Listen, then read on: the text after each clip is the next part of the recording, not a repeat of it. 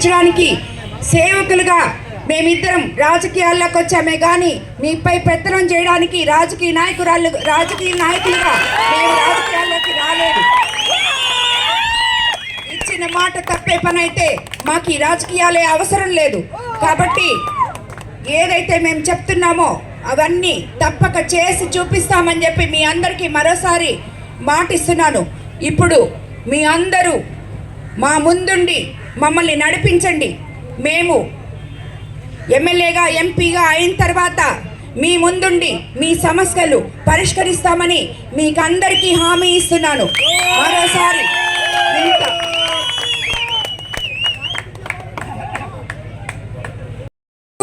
ఎలా ఉంటుంది ఒక నియోజకవర్గం అని ప్రశ్నిస్తున్నారు వాళ్ళు. అంటే నేను కమిషన్లు తీసుకుంటున్నారు, గ్రావెల్ ఎత్తేస్తున్నారు, ఇసుక ఎత్తేస్తున్నారు అని చెప్తే అది ఏంటి అనుకోకుండా పోగా ఎలా చేస్తారు మీరు అవినీతి లేకుండా నియోజకవర్గాన్ని అని అడుగుతున్నారు. నన్నే క్వశ్చన్ చేస్తున్నారు. అదే చెప్తున్నాను వాళ్ళకి, నేను అది చేసి చూపిస్తాను. అవినీతి రహిత నియోజకవర్గాన్ని చేసి చూపిస్తాను. ఎందుకు చేయలేము? నేను చదువుకున్నాను ఆల్రెడీ, కానీ చదువుంటే సరిపోదు, సంస్కారం కావాలి. ఆ చదువు ఉంటే సంస్కారం ఉండాలి. ఆ సంస్కారం లేని నాయకులు ఏం మాట్లాడుతున్నారో ప్రెస్టేషన్లో వాళ్ళకి అర్థం కావట్లేదు.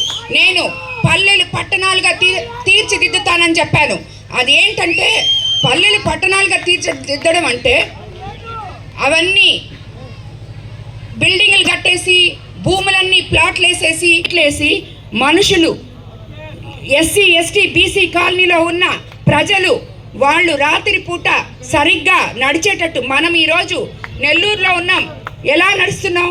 లైట్లున్నాయి, రోడ్లున్నాయి, డ్రైనేజ్లు ఉన్నాయి, అన్నీ ఉన్నాయి. ఆ విధంగా పల్లెల్లో కూడా వాళ్ళకి అన్ని సౌకర్యాలు చేయాలని ఇప్పుడే నేను వచ్చేటప్పుడు నాగేంద్రన్న ఒక కాలనీకి తీసుకుపోయారు.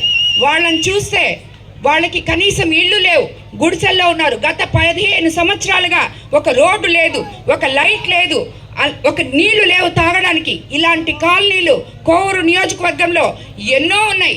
వాటిల్ని సరిదిద్ది మనం పట్టణాల్లో ఏం అనుభవిస్తున్నామో పల్లెల్లో ఉన్న ఆ ప్రజలు కూడా ఆ రోడ్లు, ఆ లైట్లు, ఆ డ్రైనేజ్ సిస్టము ఇవన్నీ అనుభవించాలని చెప్పిన అంశం అది. పల్లెల్ని పట్టణాలు చేస్తానండి. Please subscribe my channel. Please subscribe my channel.